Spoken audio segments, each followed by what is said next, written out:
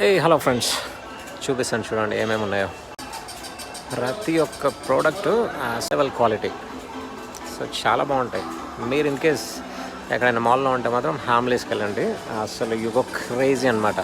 పిల్లలు అయితే అఫ్కోర్స్ అప్పుడప్పుడు ఈసారి మా వాళ్ళకి ఎక్స్పెక్టేషన్స్ పెడతాను.